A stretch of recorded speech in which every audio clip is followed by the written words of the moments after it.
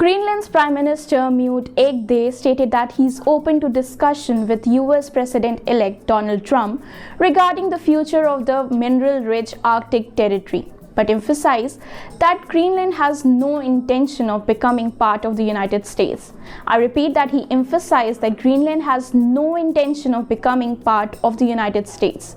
On 20th January 2025, Donald Trump will be inaugurated as the 47th President of the United States.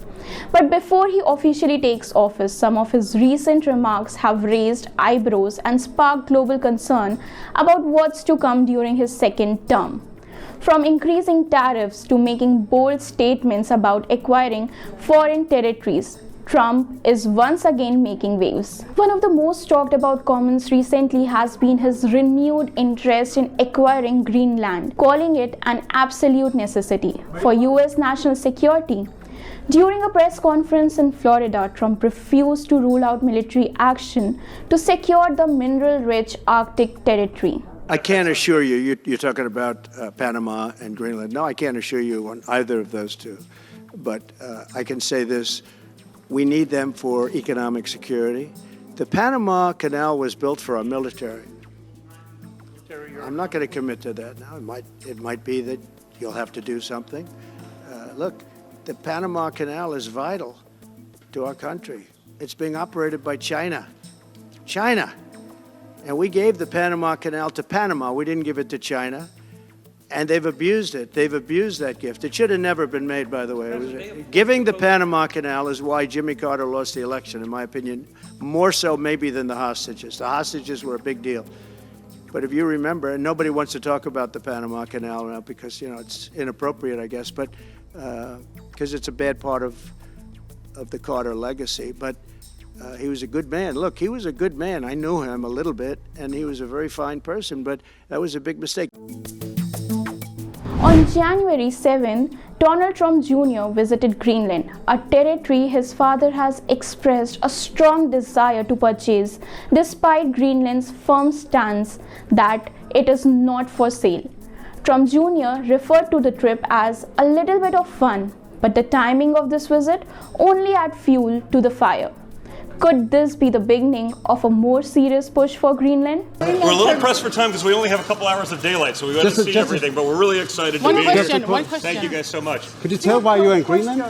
Just here as tourists, seeing it, looks like an incredible place. We've been talking about going for a while. I was actually supposed to be here last spring for some of the stuff I do in my free time, but just really excited to be here.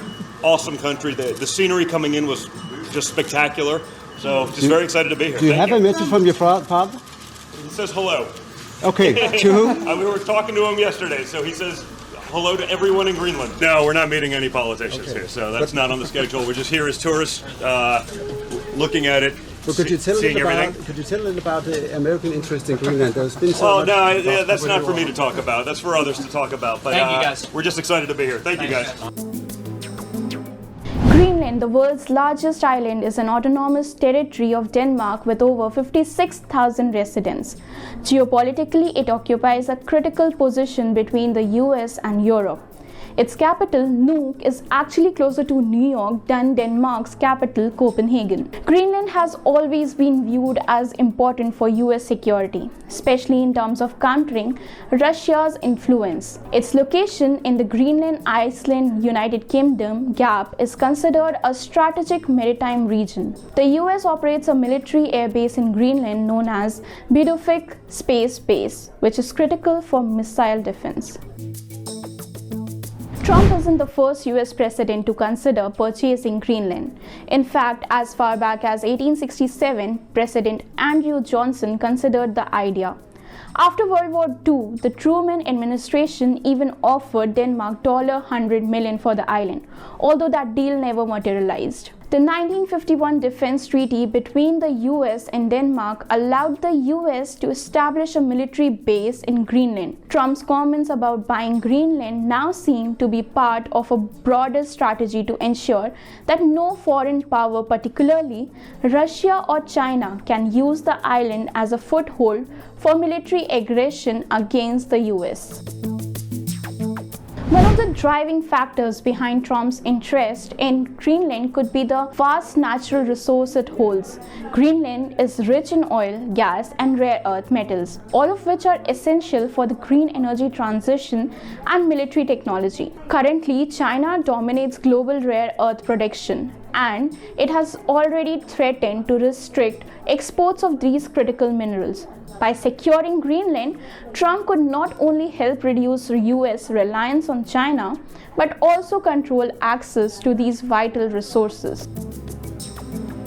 Despite Trump's persistent interest, Greenland's Prime Minister has clearly stated that Greenland is not for sale, emphasizing the island's desire for autonomy. The strategic, natural, and military importance of Greenland is undeniable, but the future remains uncertain as world leaders and experts watch closely. Trump's comments and actions raise many questions. Could his desire to acquire Greenland signal a shift in US foreign policy? What does Greenland's PM's recent desire to talk to President-elect Trump means?